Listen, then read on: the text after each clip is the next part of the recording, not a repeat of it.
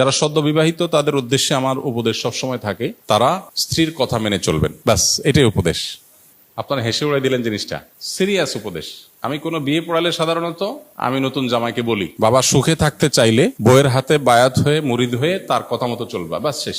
এটাই হলো পারিবারিক সুখ শান্তির মূল মন্ত্র। আমরা এর আগে কোথায় যেন বলেছিলাম যে আমাদের অফিসে যত মানুষ পারিবারিক দ্বন্দ্ব কলহ নিয়ে আসে, এগুলো নিয়ে যারা ওলামা একরাম যারা এগুলো সমাধান করেন, তাদের এক লাইনে কনক্লুশন হলো যে যত কেস তারা এ পর্যন্ত ডিল করেছেন, এই সব কেসের সামারি হলো, যেই ঘরে অনেক সময় আমাদের ওখানে স্বামী স্ত্রী আসে, দুজনের মধ্যে দ্বন্দ্ব থাকে, এগুলো মিটাবার চেষ্টা করে আলেমরা, কাউন্সিলিং করার চেষ্টা করেন। তো তারা বলেন যে যত কেস আমরা ঘাটছি এই নিয়ে, সবগুলো কেসের সামারি অলমোস্ট একটাই, সেটা হলো যেই ঘরে স্বামী স্ত্রীর কথা মতো চলে, স্বামীর স্ত্রীর প্রত্যেকটা কথা মানে, সেখানে কোনো অশান্তি নেই। অশান্তিটাই হলো সেখানে যেখানে কথা শোনা হয় না, বাস।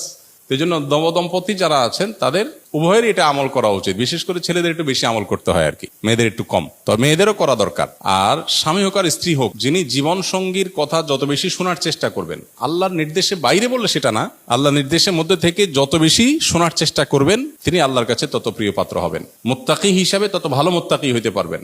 দাম্পত্য জীবনে আপনার সঙ্গীর সাথে সদাচরণ করা, এটা তো আল্লাহর নির্দেশ। আল্লাহ বলেছেন ওয়াশিরুহুন্না বিল মারুফ, তোমরা পুরুষরা যারা আছো তোমাদের স্ত্রীদের সাথে সংসার করবে সুন্দরভাবে। একই কথা স্ত্রীদের জন্য প্রযোজ্য।